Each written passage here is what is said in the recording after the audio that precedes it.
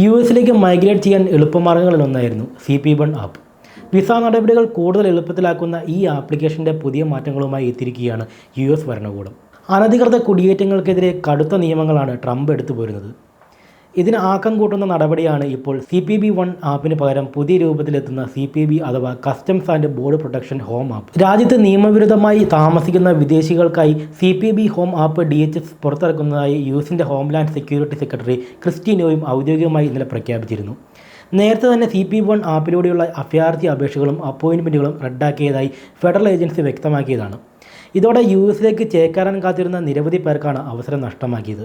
US homeland security വ്യക്തമാക്കുന്നതനുസരിച്ച് നിലവിലെ യുഎസിലെ കുടിയേറ്റക്കാർക്ക് exit അടിക്കുന്നതിന് ഈ ആപ്പ് വഴി സൗകര്യം ഏർപ്പെടുത്തുമെന്നാണ് പറയുന്നത്.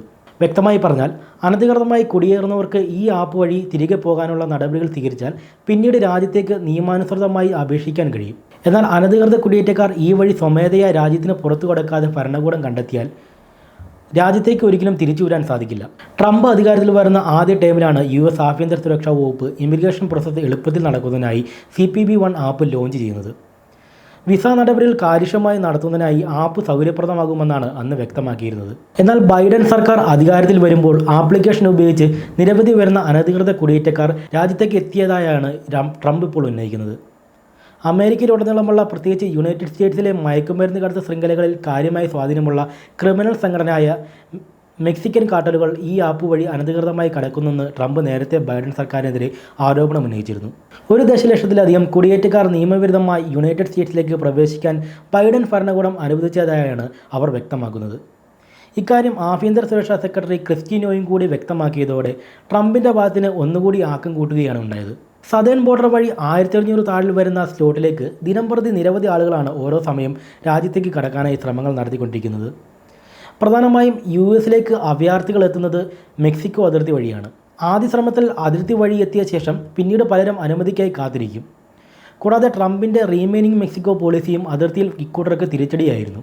അഭയം തേടുന്നവർ മെക്സിക്കോയിൽ തന്നെ തുടരണമെന്ന് US സർക്കാർ നിശ്ചയിച്ച ഒരു നിയമമായിരുന്നു റീമെയിൻ ഇൻ മെക്സിക്കോ.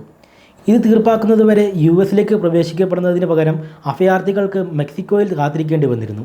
US നടപ്പാക്കുന്ന കർശന കുടിയേറ്റ നിയമങ്ങൾ ഫലപ്രദമാണെന്നാണ് ഭരണകൂടത്തിൻ്റെ വാദം. ഇതുമായി ബന്ധപ്പെട്ട് മാർച്ച് 5-ന് US കോൺഗ്രസിൽ നടത്തിയ ആദ്യ സംയുക്ത പ്രസംഗത്തിൽ തൻ്റെ കർശന മുന്നറിയിപ്പുകൾ കാരണം അനധികൃതമായി അതിർത്തി കടക്കുന്നവരുടെ എണ്ണം ഗണ്യമായി കുറഞ്ഞുവെന്ന് ട്രംപ് അവകാശപ്പെട്ടിരുന്നു.